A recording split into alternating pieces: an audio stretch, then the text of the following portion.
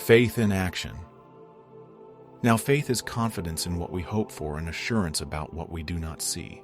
This is what the ancients were commended for. By faith we understand that the universe was formed at God's command, so that what is seen was not made out of what was visible. By faith Abel brought God a better offering than Cain did. By faith he was commended as righteous, when God spoke well of his offerings. And by faith Abel still speaks, even though he is dead. By faith Enoch was taken from this life so that he did not experience death. He could not be found because God had taken him away. For before he was taken, he was commended as one who pleased God. And without faith it is impossible to please God, because anyone who comes to him must believe that he exists and that he rewards those who earnestly seek him. By faith Noah, when warned about things not yet seen, in holy fear built an ark to save his family. By his faith he condemned the world and became heir of the righteousness that is in keeping with faith. By faith Abraham, when called to go to a place he would later receive as his inheritance, obeyed and went, even though he did not know where he was going. By faith he made his home in the promised land like a stranger in a foreign country. He lived in tents, as did Isaac and Jacob, who were heirs with him of the same promise. For he was looking forward to the city with foundations, whose architect and builder is God. And by faith, even Sarah, who was past childbearing age, was enabled to bear children because she considered him faithful who had made the promise. And so from this one man, and he as good as dead, came descendants as numerous as the stars in the sky, and as countless as the sand on the seashore. All these people were still living by faith when they died. They did not receive the things promised.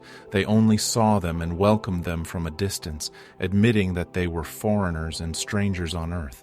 People who say such things show that they are looking for a country of their own. If they had been thinking of the country they had left, they would have had opportunity to return. Instead, they were longing for a better country, a heavenly one. Therefore God is not ashamed to be called their God, for he has prepared a city for them. By faith Abraham, when God tested him, offered Isaac as a sacrifice.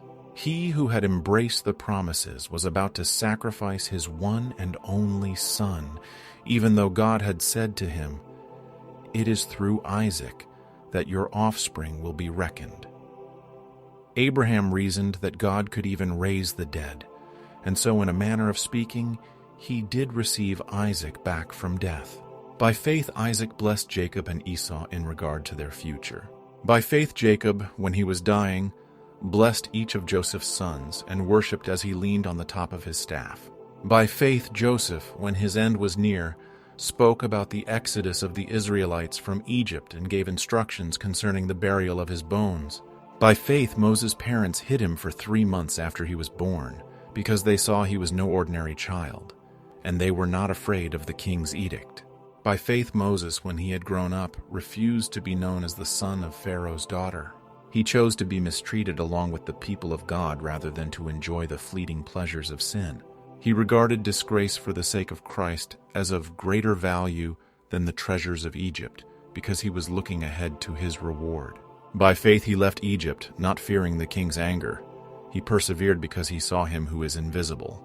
By faith he kept the Passover and the application of blood, so that the destroyer of the firstborn would not touch the firstborn of Israel.